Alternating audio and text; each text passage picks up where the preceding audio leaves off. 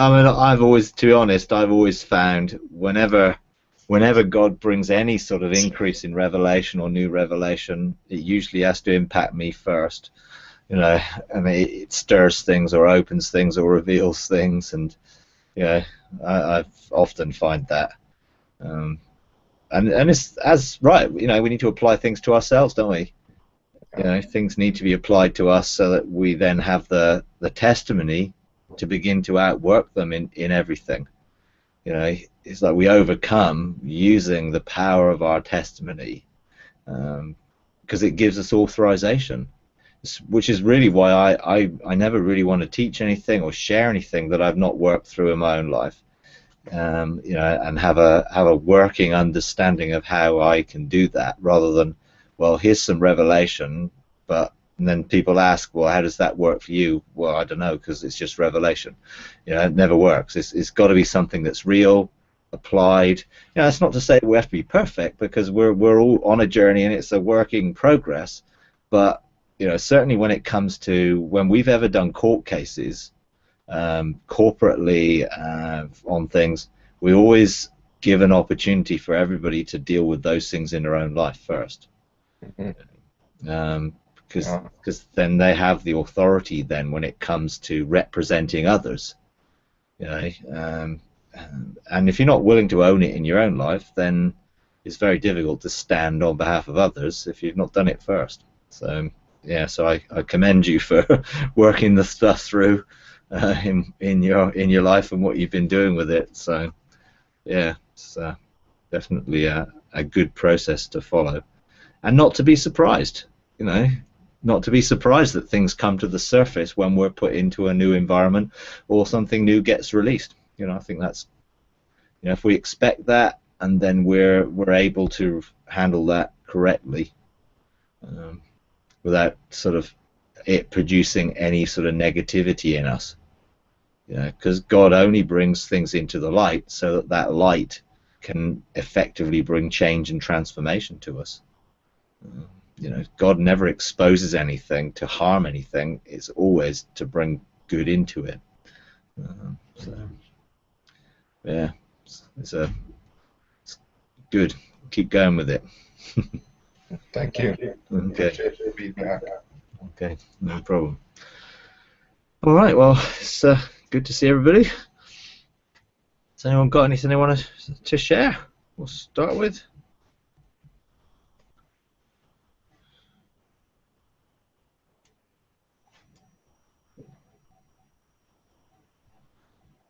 I have mostly questions. I don't think I have anything to share. Okay. I was listening to your, well, I've been listening to your teachings a lot because I feel like I need to catch up with what's going on. And I was listening to your teachings on the destiny and about the 4 faces of the Father. Could you elaborate more on that and how to engage each of the faces and yeah, things like that? Well, the 4 faces of God, you know, are represented before the throne as the 4 living creatures, and they represent God's governmental perspective. So you have lion, ox, eagle, man, and they carry with it a governmental perspective. So you have, you know, the kingly perspective, prophetic, apostolic, and priestly perspectives, and in a sense they represent the order of Melchizedek in the heavenly royal priesthood operating in legislative governmental authority from God's eternal purpose, the oracles of God. So when I engage the ark of the presence of God and I begin to engage his name, Yod He Vav He, which is what the high priest did when they engaged in the Holy of Holies, then I find that the 4 faces of God are the manifestation of God governmentally in that place. You know, I engaged God in intimacy in my own heart, in his garden, in many places in heaven, but there are also legislative or governmental places, and you know, I engage there, and I find that that's where I engage the four faces of God. And initially it was just, I would be drawn to one face or other, and I'd find a perspective or a revelation or God revealing himself in that way particularly. But as things progressed, I learned to step into the faces of God, be in his name, because the Yod, He, Vav, He are representing also those four faces. So you have four names of God, or the letters of God's name, which again representing those four faces of God. And so yeah, when I step in, then I can begin to see from that perspective and feel and sense from that perspective. And whenever I get a mandate from God, or God gives me any directions of something to do, I take it and engage the faces of God for the heavenly governmental perspective to it, rather than, okay, God says I'm authorizing you to do this, and then I go and do it in an earthly way. I want to make sure I'm coming from a heavenly way, and therefore, Jesus, is King of Kings and he's Lord of Lords, and he wants to help us to come into our positions of government. So the order of Melchizedek operates in a heavenly perspective, in a governmental way. So that's really what the four faces represent there when you begin to engage them. Now, I'm not saying that that's the only thing. Sometimes you may engage one of the faces of God, and God will engage you a particular way, but that's where I go to engage them particularly, and that for me has become part of everything I do in terms of looking for a heavenly perspective, so I can be a gateway of heaven to release that perspective onto the earth. So engaging into the Holy of Holies is a key place to experience the God revealing his will and purpose for us, and then giving us insight into how we do it. And you can then take that and go take that perspective back into eternity and engage God's heart there, which frames it from another perspective in a sense. But the order of Melchizedek is a key function. I've obviously got a number of teachings on that, which is useful to get a perspective on, because it really is how the Joshua generation operates, according to that heavenly governmental perspective, as opposed to the earthly governmental perspective, which in a sense has been set up as a copy of heaven rather than a reflection of it, and is usually top down rather than bottom up. And everything God wants us to do is to establish foundations that release others to fulfill what God's calling them to do, rather than to cover them. And so you find that in the realms of heaven, the priestly and kingly perspectives, the royal priesthood forms an ark, which causes revelation to be released, and usually then the sort of the apostolic prophetic forms a foundation of that revelation onto the earth, so that people can experience it and engage it, and it can be applied to their lives. So, and you have that in many different ways, really. Yeah.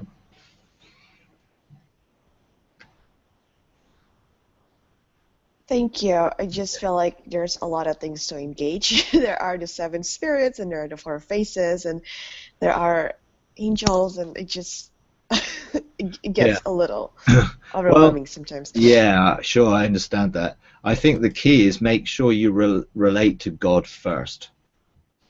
Engage with God, Father, Son, and Spirit in intimacy, in your own spirit. Develop intimate relationships so you know the heart of God, you know Jesus, you know the Holy Spirit, you can sense them, you know when they're speaking to you and engaging you, and don't really focus on anything else unless you get led to. The pathway of relationship is absolutely vital for everything else. And knowing God, being able to communicate with him, converse with him, is the key, because that will produce a sense of peace and rest in our own lives, which then enables us then to begin the other things, which are the responsibility of sonship, rather than the intimacy of sonship. And that responsibility does lead us to legislate and to govern and to rule, which is where the angelic host. I mean, I never engage with any angels when it comes to intimacy with God, because they keep out of the way. Oh, They're not okay. there for us to focus on them. They're there for us to receive a message from them, or for them to help us on assignment, or to protect and help. Seven spirits of God are there to tutor us in our positions of authority. Again, they're not there really primarily for our relationship with God. That's with God himself. And I engage wisdom again, to find insight and to access certain places in heaven, and to get help with rulership and government, and that's very different from our relationship. And I think a lot of people get freaked out when they're sort of, oh, you're engaging with angels, you're talking about angels and everything else. Well, not really realizing that we're looking at it from a governmental perspective. There are ministering spirits there to help us, who are the heirs of salvation. Rather than, people get accused of worshipping angels. Well, we never even contemplate worshipping angels. Angels are not there to be worshipped. They're there to serve. They serve God and they serve us. And if God sends one, I'm not going to turn around and say, God, I don't want you to send an angel because I want you to come yourself. Well, there's things that God does, and there are things that God assigns others to do. God never assigns anyone else to engage with intimacy in relationship with him. He engaged with us personally in relationship. But when it comes to government, he has a whole host of heaven that are all assigned different roles and perspectives, and there are all different courts and different functions which are all governmental.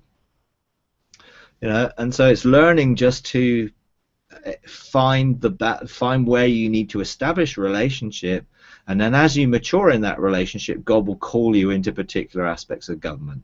Then you can sort of focus about, well, I've got a mountain and I've got a throne and I've got mandates to fulfill. Well, none of that really is effective if you don't have the relationship established. So don't worry about those things. Build your relationship and allow God to lead you into those things when you're ready for it. And he may be calling you legislatively. That's fine. Then you begin to engage, with the seven spirits. I didn't need to engage with the seven spirits when I was building my relationship with God. I only really needed to engage with them when God was calling me to understand my position and who I was and my identity from a governmental perspective. My identity in sonship, God reveals that to me. As a father, he reveals my sonship to him in relationship. I don't really need the seven spirits of God to do that, because in my perspective, others it may have been that way, but for me the seven spirits of God have always been around my position of government and understanding my identity and authority in that governmental perspective, rather than the relational perspective of sonship that Jesus, the Father, the Holy Spirit, long for intimacy in that, which just opens up my deeper understanding and experience of that. And there's always more, we can plunge deeper and deeper into the depths of God and never, ever, ever get to the bottom. So yeah, pursue that relational side, as foundation. Okay. Thank you. Okay. Hi, George. I think you're muted there, I think. Ooh. Yeah, I can't unmute you. Yep, there you go. All right. Oh, can't hear you actually. So, I don't know whether something's up with your mic or something. Sometimes coming in and out helps, but anyway. All right. So, has anyone else got anything they want to share or ask?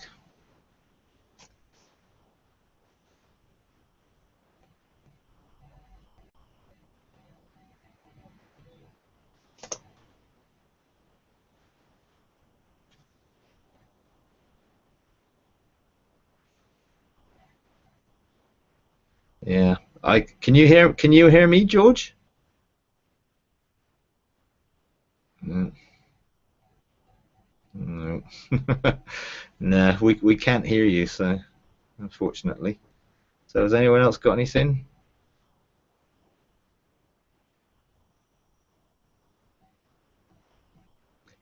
If I were you, George, I would go back out and then come back in, just to see if that clears the microphone.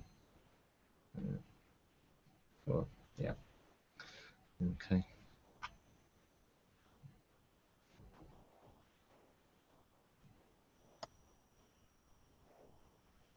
Well, can you hear me? Yeah.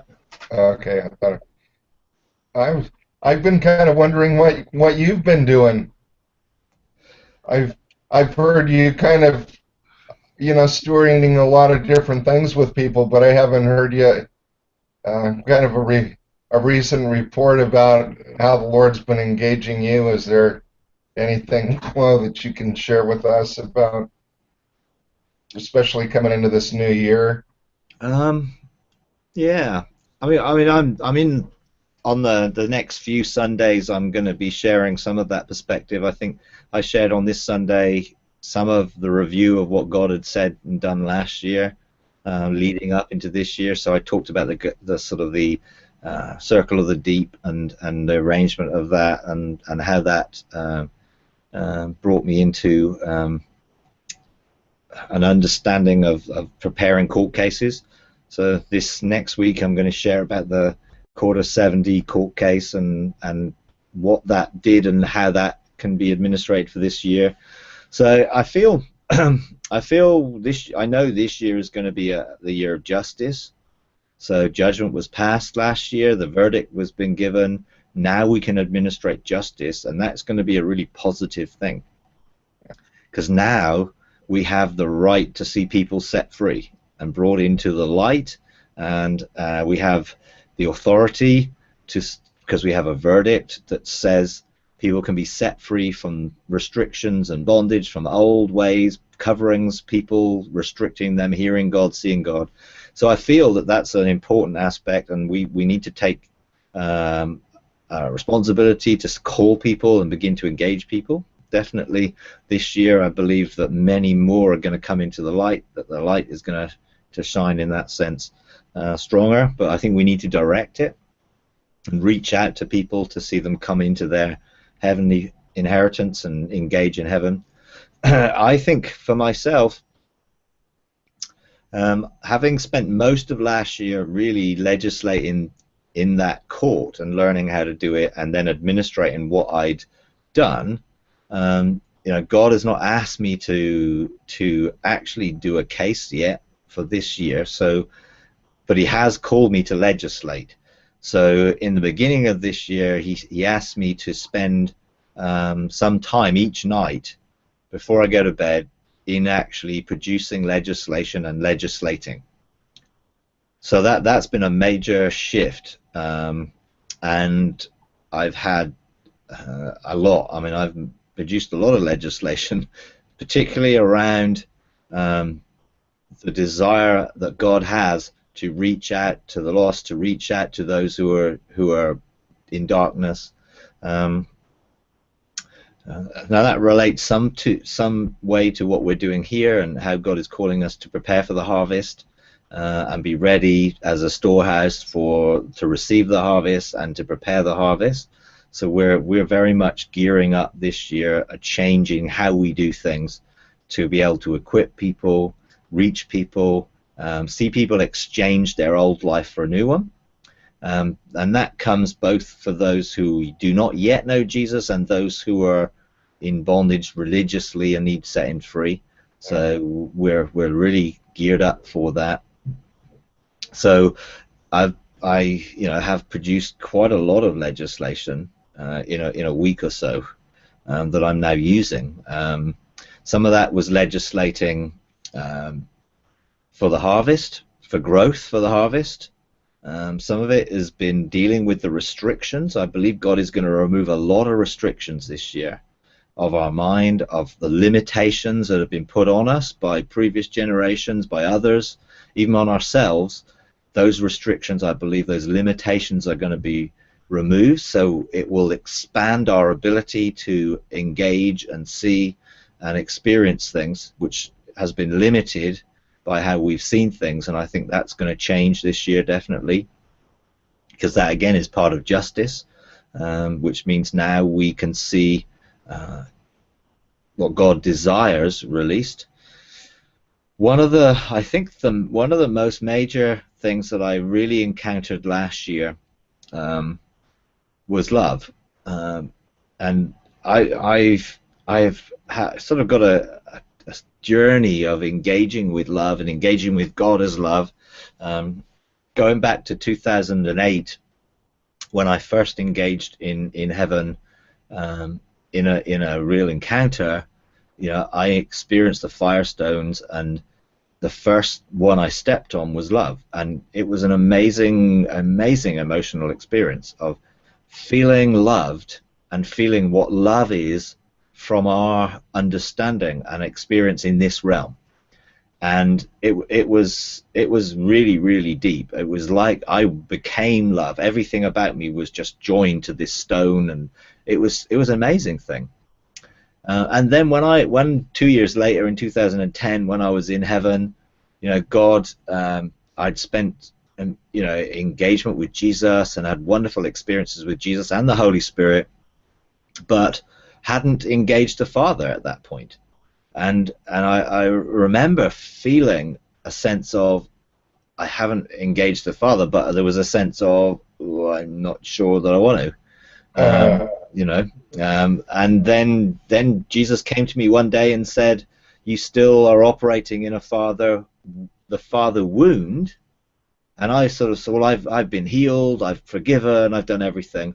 But he showed me a scar, and it wasn't that the wound hadn't been healed, but the scar was still there. And how he really sort of communicated it with me was, all that you've done and all the healing and wholeness and restoration and all that you've done has brought you from minus 100 on the scale back to 0. Now you need to be fathered. So that was quite an intense thing. And so he sort of said, do you want me to father you? So yeah, of course I do. And that's when he just spoke the words, I love you. I love you, I love you, over and over and over and over again. And every time he spoke it, it removed that scar, and again brought me into another depth of understanding of what God's love is as a father to me, which was wondrous, and it was it was so liberating and wonderful, and that's drawn me closer and closer to him as Father, and it's unveiled what love is from that perspective, which has been brilliant. I mean, I've loved every minute of that. But when I was going back to the Firestones, I mean, it took me probably from 2010 2008 I engaged the Firestones. 2010 I engaged the Father in that way. It probably wasn't until 2013 that I went back to the Firestones. I never felt a drawing to go back there until people started asking me to take them there.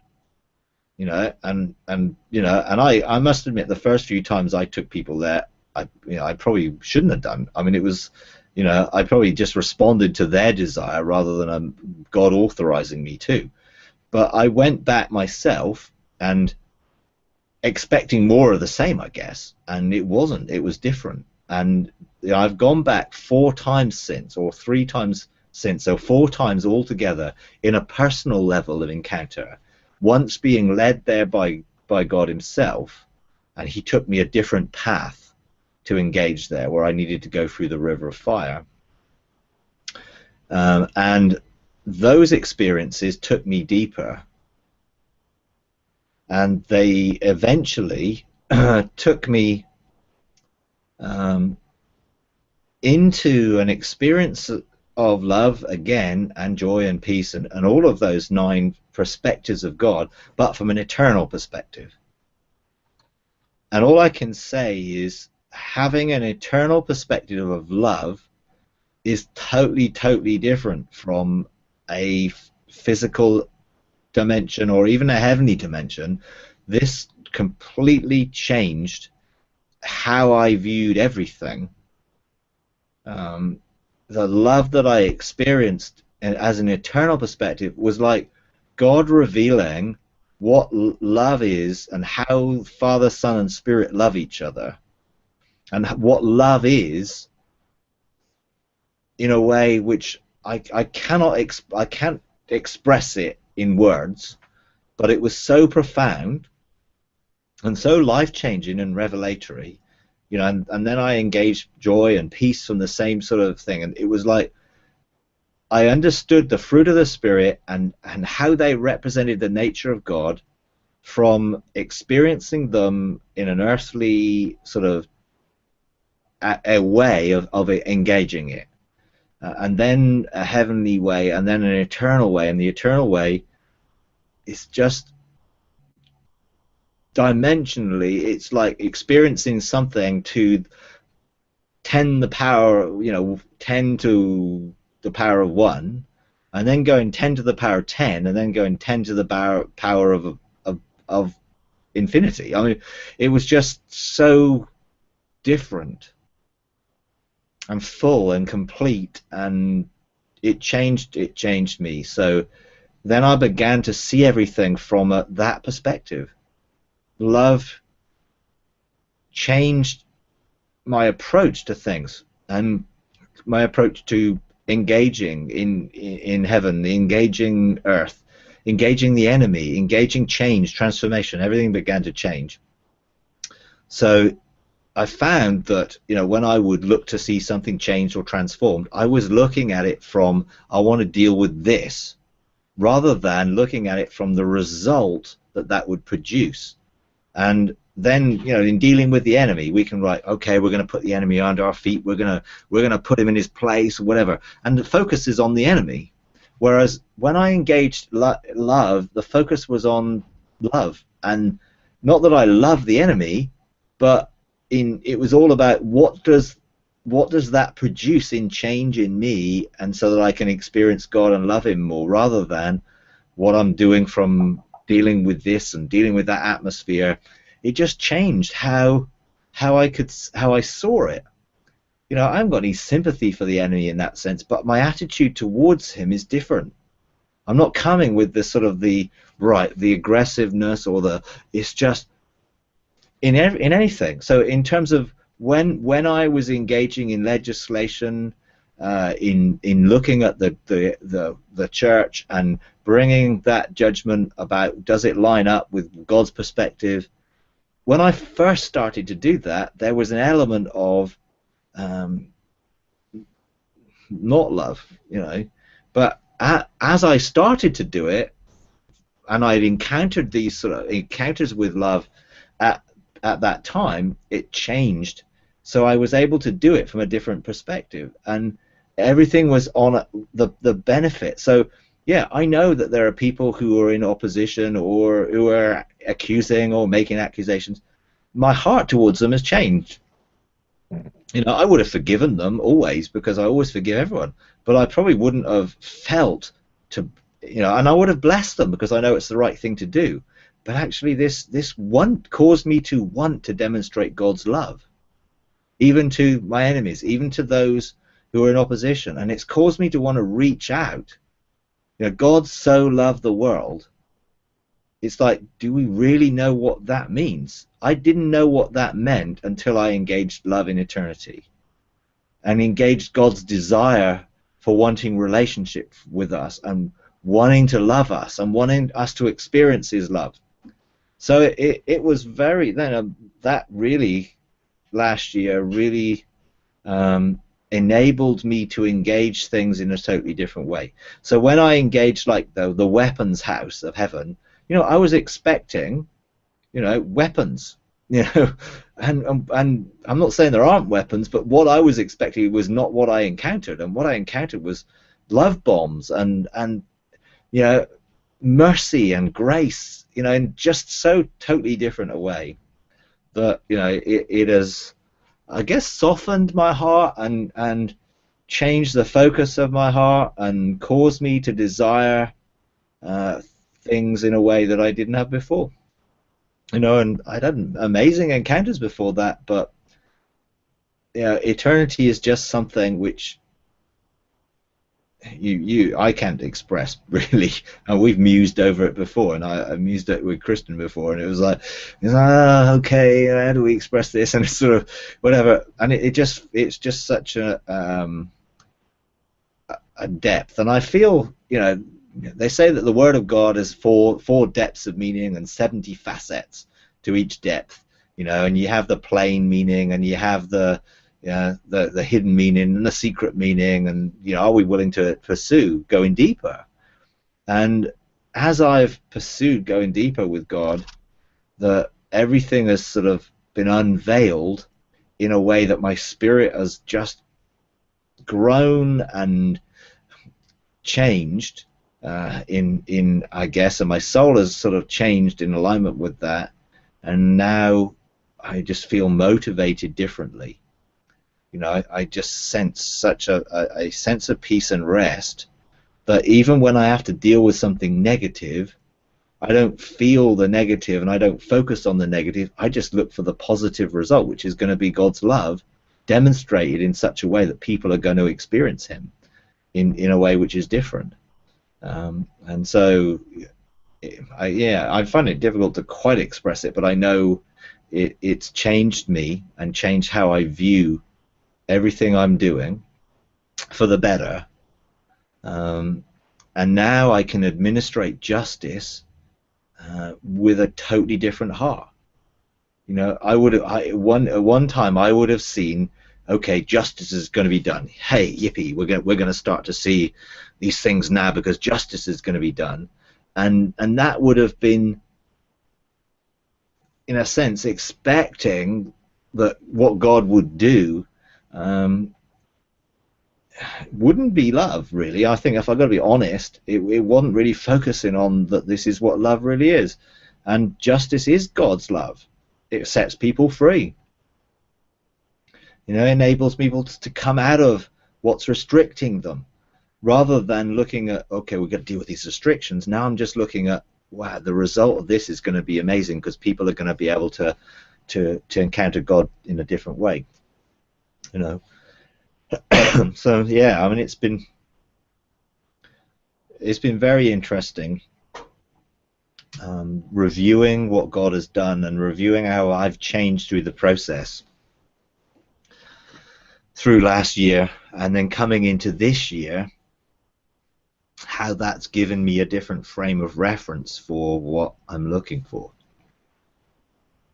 And I mean, yesterday we were worshiping yesterday, and I mean, I'd shared some stuff about love and how I felt God wanted to, really engage us with love, and then I just got caught up in, and I was lost in I think just feeling the desire of God towards people and towards those who don't know Him, and and I ended up sort of just asking God for more and more of His heart and love towards people, and how rather than sort of, okay, well, we need to do evangelism and we need to reach out to people because we should, actually, how does He feel? What is, when God loved the world, what did He feel? And if I could feel just a glimpse of what He felt for the world, how would it change me? How would I view people and the world from that perspective? And so, and I found that everyone else had finished and they'd packed up and they're all ready to go, and I'm still standing there. It's like, whoa. So, having this sort of just encounter where my desire for even more love just increased, and my desire to see that love touch other people just increased because I was just standing in it, just so yeah, that is some of where I feel we are, and and I know God is going to touch people this year, and I know there's going to be a change, and I think what God's told me really is that we're in a 4-year cycle. Last year we saw judgment. We're going to see justice, and we're going to see grace, and then we're going to see mercy. But we have to start to legislate and administrate those things. But there will be wheels within wheels within wheels, or cycles within cycles within cycles. So yes, we're going to see justice this year, but within that, we will be able to call for a cycle of judgment, or a cycle of mercy, or a cycle of grace within justice. And when we are operating in a cycle of grace next year, we will be able to see wheels within wheels, or cycles within cycles. So we get to administrate that. So we can start to administrate seasons within seasons, because we may come across something where we need to see grace administered here and now, or mercy administered now, or judgment administered now, and we have to start to operate that level of legislation, because we're within God's seasons, but actually within it, all of us can start to call those wheels within wheels within wheels to function.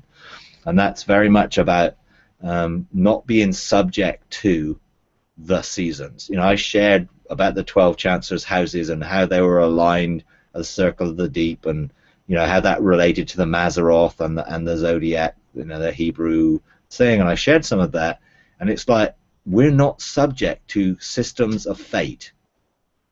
We have to begin to administrate and those times and seasons, because God established the stars. It talked about that in Genesis 1:14, and they were there for times and seasons and for rulership. And eternally we were part of that as lights, as spirit beings of light. And so there's something we know about it, but we need to come back into coming to align the heavens. And I'm not just talking about the physical stars, because they just represent something which is a spiritual dynamic way beyond the physical, but the stars do circle and the houses do rise, and essentially 2012 marked the end of a complete circle of that stars, the constellations. So we went through a complete cycle where we went through the 12 houses rising and falling. Now we're in a new era. We're not going to be subject to going through another 6,000 year cycle. We are going to align those houses and align those constellations, what they really mean dimensionally, to bring government and to establish an opening of those houses so that we can see God's kingdom outworked in a completely different legislative way. And so what people would say, okay, yeah, we're just going through the next so many thousand years of this and that and the other. No, we're not subject to that. We're called to change those seasons and bring new seasons and align the seasons of opening those gates and how they work. So I spent the last couple of years learning about it, and it helped me understand how to establish sort of the legislation, in a heavenly place in terms of court cases. Now we need to start to see these things opening, because the ordinances of God are now open. That house of ordinances is open, and the mantle house and the weapons house can be aligned to open the scrolls and the next set, the discoveries, and the commissioning, and that's what's coming, and some of what I've been doing is trying to understand how I can do some of that and hope other people do it probably way better than I am, but I know that those seasons are things that we are supposed to administrate, so that we're going to see new mantles released, because we're going to legislate opening that mantle house and seeing mantles released for heavenly positions of authority rather than what has been previously, which is earthly ones. So we're going to see chancellors raised up, judges, magistrates, legislators, oracles, scribes, kings, priests, in a heavenly dimension. We're going to see scrolls released, calling people into completely different legislative governmental positions, and scrolls for things which we don't even know exist yet are going to be released when we begin to open those things. And the weapons, You know, the weapons house, when we see mercy released in a couple of years' time, we have to get familiar with using the weapons of heaven to release the love of God onto the earth. You know, and you know, those are just some of what there is. You know, for us to begin to engage and to legislate the alignment of those houses to release those seasons. And I think that's what God is calling us to begin to do. So, yeah. Now, I'm not saying everyone has to jump in and try and understand all that, but I shared some of it on Sunday because I felt I had permission to do so, to at least release it out into the atmosphere so that people could be drawn if they need to be right now, and that over the next few years we're going to learn way more to understand that and to outwork it. Mike, I have a quick question. Yeah. What are the differences between chancellors, judges, scribes, and magistrates?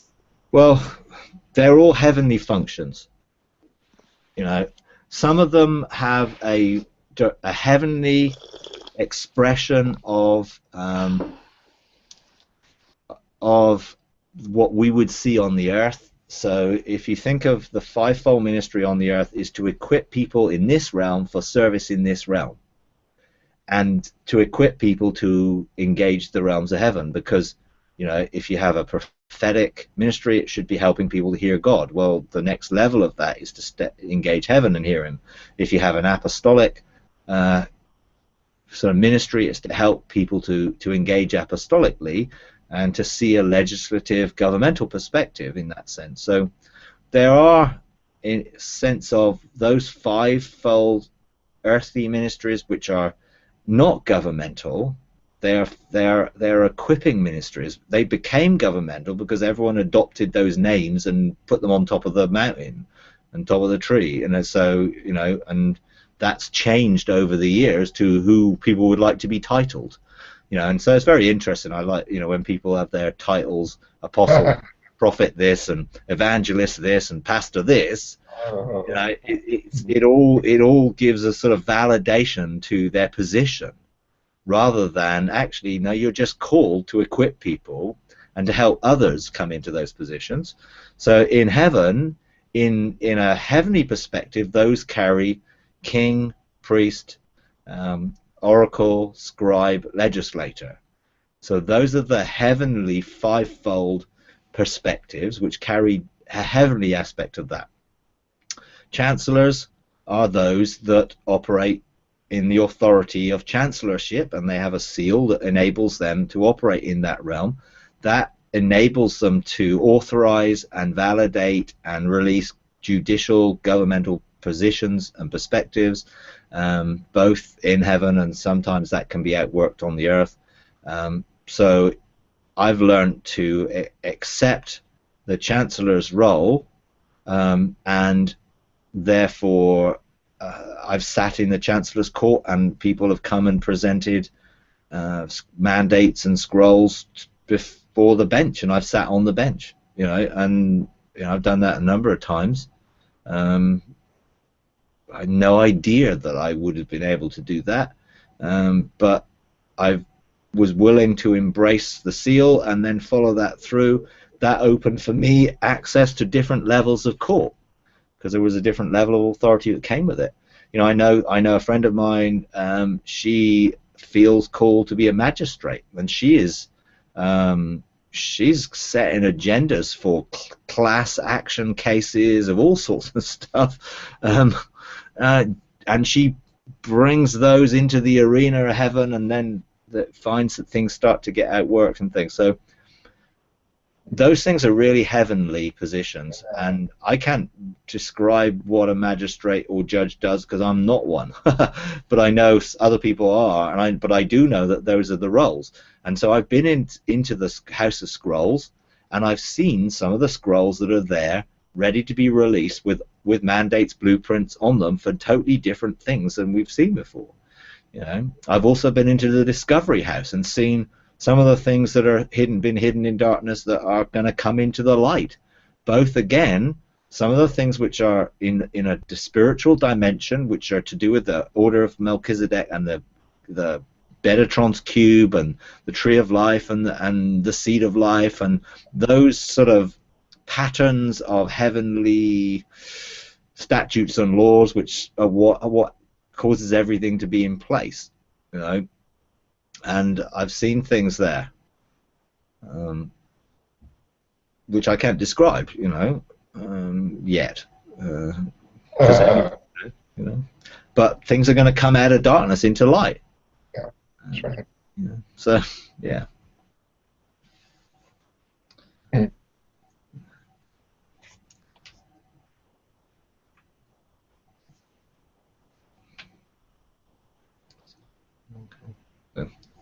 Anyone else got anything they want to share? I'm sure God must have been sharing stuff with you about what's coming this year, and as well as me.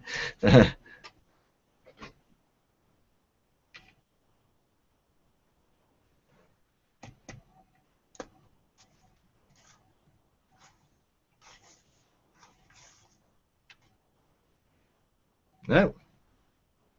I know. I sure. Am I unmuted? Yeah. You're okay. Yeah. Okay.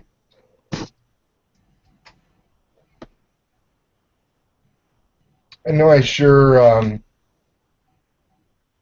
don't know. I just kind of felt an increase, you know, in the first of the year. Some areas that I hadn't had understanding or clarity about, you know, were just kind of. I was granted access. I was granted understanding.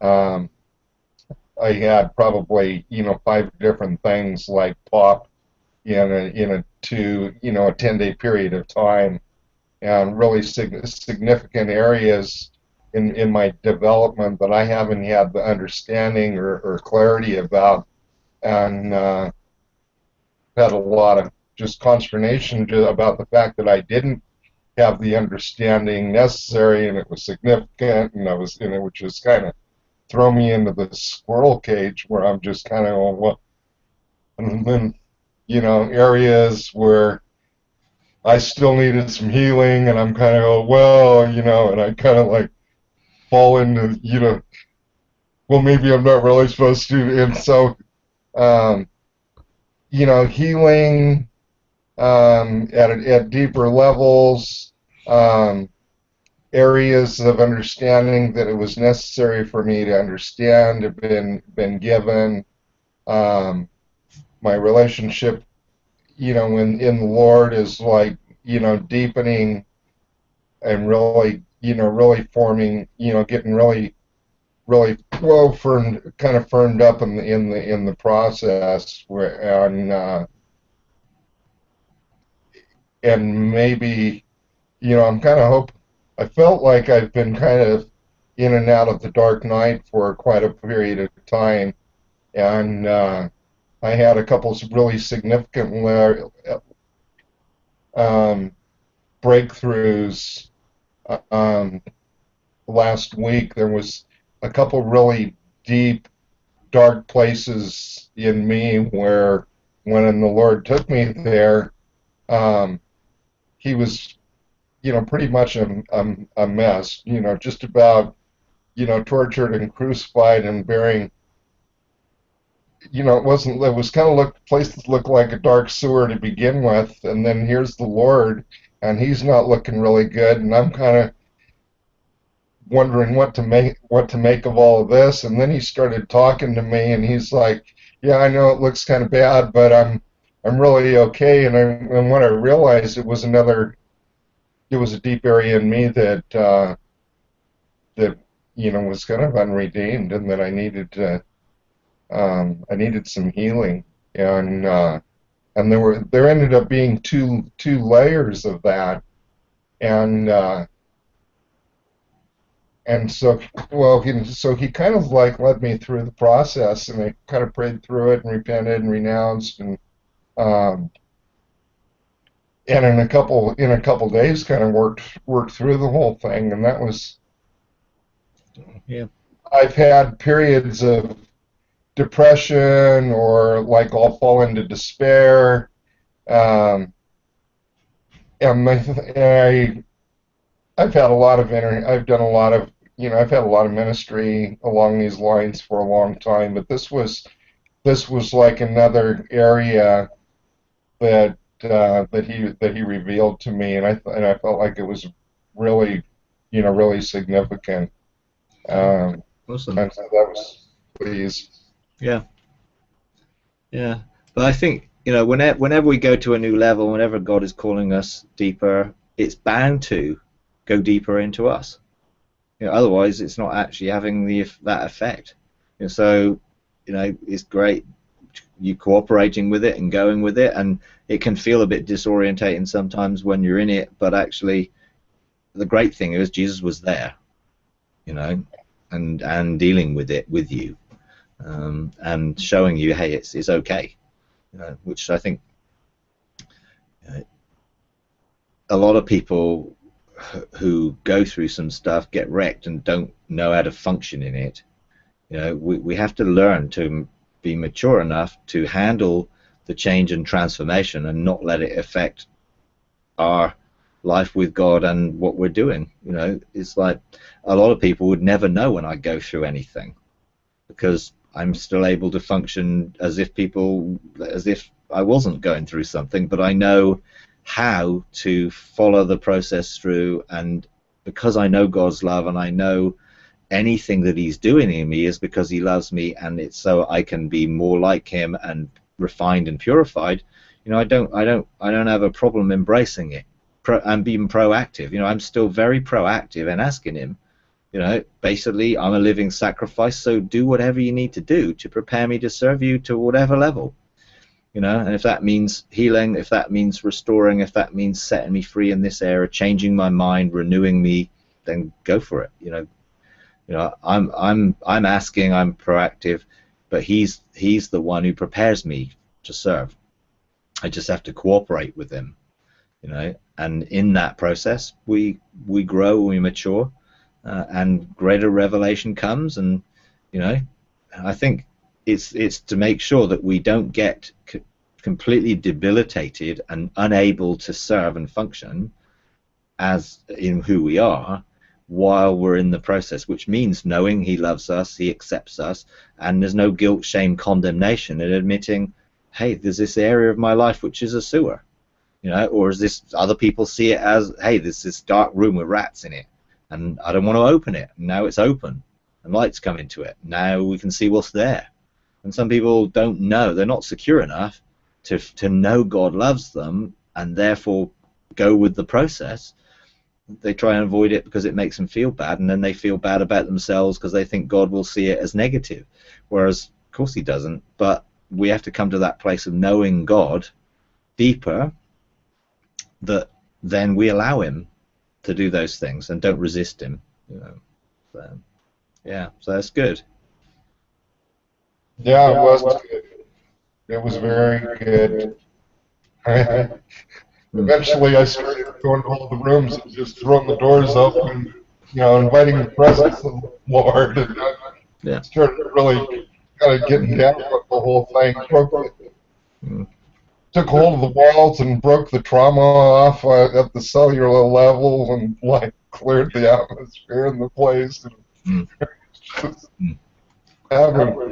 having myself a good old time. And I was, one of the points of, because I'm kind of going, well, what do I do with this? Now I've got, like, there's this, this dungeon place, and I don't know, it's like, it's just empty and all of that. And when I went to plant the seed of the experience, the shell of a mansion, like a large house, like came up, and when I went in there to look, it was that same place with all the sheetrock and everything like tore off. The whole place was like gutted, and it had now come up in my garden, and so I was able to spend like a day going through this thing, and like like decorating and like creating like this place inside, and so that's Mm. it's just been interesting, kind of the process, and Yeah. then what the Lord allowed. It was kind of like no holds barred, decorate it, to your heart's desire, and so I did. I made this place like kind of to my heart's desire, and it was really a lot of fun, Yeah. and the Lord was just kind of there. Well, they're kind of with me through that and helped me with some of the corners and the angles and to finish it out. I'm going, well, you're a carpenter, and some of these transitions, and I've got marble going on here and hardwood floors here, and it's like, I don't want this thing ended up looking really bad. So can you kind of help me kind of finish some of this stuff out? And I think he did, but I ended up with this really beautiful place, and then was able to move it like over to an area, to another area, and so I've been having a lot of fun with that. Yeah, and I think it's a good point in terms of ensuring that the things that we actually have and go through become the testimonies that actually begin to bring that creative place in our heart, and the garden of our heart, and cultivating it and tending it, and seeing that all the spiritual experiences we have produce a growth and maturity in the garden of our heart. And I mean, I can remember in December, actually, again, I was engaging, looking at the year, and God took me over to look at the garden from the air. Because I generally go and do things there, or I hang out or go in the green pasture. But he showed me that how big it is, and all where the river of life is flowing, and where the mountains were, and all this stuff. And it was just like amazing that this had gone from this small patch of little bit of grass and a tree and a swing to this amazing place where the river of life was just abundant in my heart, which represents all the things that I've had experienced with God in heaven, everything. My heart reflects that now.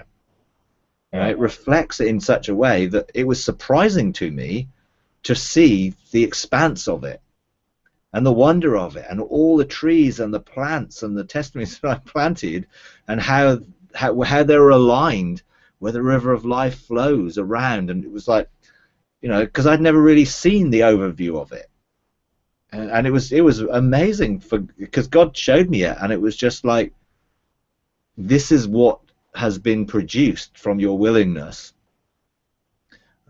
and I know that that's ultimately a reflection of what God wants from his garden to be on the earth again. He wants us to see heaven established on the earth, to see restoration of the true garden that God wanted the earth to be, rather than what it is shaped right now. And therefore we have to see change and transformation even to the fabric of the planet that we're supposed to look after and to administrate and govern, and see it terraformed according to, or heaven formed, I guess, if you look at it that way, changed. And it will start in cities of refuge and places where we begin to operate governmentally to change it, to change the fabric of it, so that we're not subject to the negative things that have happened in the world, but we will start to restore the earth back to her original condition. And actually the frequency of the planet is raising. It's going up. They're measuring it. And I believe truly that's because God's people are carrying a new frequency and a new sound, and it's changing the planet. It may not yet be physically changing it to the degree that we will, but it's starting to change its very frequency. And that is increasing, and it will increase to a dimension where it will come back into the frequency of agreement with heaven, which I'm excited about. And our heart is the first part of that, because it's what then will be reflected out into the world, because the desires of our heart will shape that. So I love the creativity of it. I mean, I've done something similar. I've never really desired to build a house, but I've created areas and organic things out of that desire. But again, like last year, I have a creative desire, to create things. It's many years, right back probably into my childhood, that I really had the desire to creatively make anything. I do a lot of DIY and gardening and all that sort of stuff. But last year, I wanted a greenhouse because I wanted to cultivate things and grow things and propagate things. Well, I haven't had that desire for 25 years, but I had it again. So I managed to get a greenhouse, and then I built the greenhouse and put it together and created the foundations and did all sort of creative things, and I found myself before Christmas, having the desire to make a model railway. I had the excuse that I've got grandchildren and things like that, but actually it was more than that. It was something about the creative desire, and I made all the houses and made all the things and put all the animals into it and got all the track and all that sort of stuff. Made the trees and from scratch and did all sorts of creative things, because I know God is birthing creativity in us. He wants us to start being creative, and I know for us, railway, the whole railway system is part of our blueprint and part of our equipping track, and with carriages that go on this track and stations and departure stations and disembarkations. So I know, eventually I twigged that this was to do with that, but I actually practically did something and I made it. And I have no desire to play with it, really, but I had the desire to make it, and I have that desire with a lot of things right now.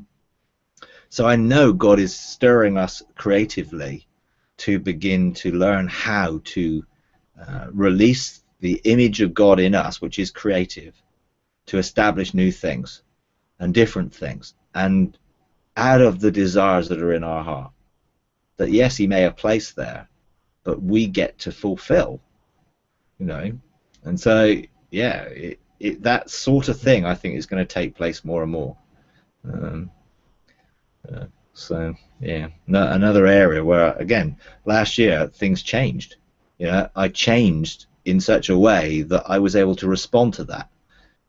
It's like, another area for me is I've years ago I used to have a watch on my left hand, and every watch I put on my left hand failed. It stopped working for no reason. Brand new watches within a short while would change. I had a 21st birthday watch, which was a really expensive watch. It just stopped. Couldn't get it going. It just stopped. So I stopped wearing a watch. And then I felt, I need a watch. So I use the watch on the other arm. So I'm right-handed, but my watch is on my right arm. And I've never had a watch stop since.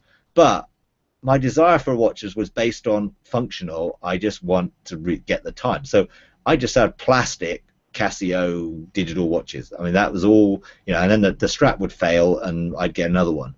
I just wasn't bothered, and I'm not really bothered about external things like that personally. But last year I came back from the US, from being up in the Northwest, and I had a desire for a watch, and I just had this desire for a watch that was a nice watch. And so I sort of setting my desire on it. What sort of watch do I want? All the functions, and I couldn't find one. I couldn't find any watch, no matter how much money it cost. I could not find one that did everything I wanted. So I started to cultivate the desire for everything that I needed in a watch. So I went on holiday with my wife in November, and there was this guy I was chatting to, and there were all these watches, So I started talking to him, and he said, there's this new range of watches that's come out. It's radio controlled, and it's eco drive, and you never need a battery, and it's got all the time zones on it, and it's automatic. It'll do this and do that. And it wasn't digital. It wasn't a digital watch, but actually it had all the functions I wanted: an alarm, everything I use a watch for. So I'm looking at this thing, thinking, that's the watch that they've developed just for me. And so I sort of looked at my wife, and she's like, "You don't buy anything ever, so buy it." You know, I mean, I've never spent any sort of money on anything personally for myself more than what this watch cost. But I mean, and I thought of all the excuses why I shouldn't have it. Like it was too heavy, it's too heavy on my arm, too big. You know, it's like, you know. But in the end, it's like over the desire of my heart overruled, and I bought it. So I said, God, what was that about? He said, well, because I've been talking to you about the times and the seasons and the time zones and how they interact and all this stuff. And it's just like, again, something naturally is where I'm seeing heaven and earth connect. And again, it might seem just like a story, but actually it's significant for me because it's a change in which I've responded to something that God has been doing in a heavenly way, but now it's started to have an outworking in an earthly way. And I know that actually that's just a testimony of something which is going to be way, way more than a watch in terms of times and seasons and changes and transformation and growing things and, you know, making things and establishing things, because I believe, you know, God is going to release that in this coming year in more and more dimensions. You know, so I think, you know, we're in a place where change, transformation, heaven and earth aligning, you know, all the things I think God is going to begin to do, and we must be creative in the process.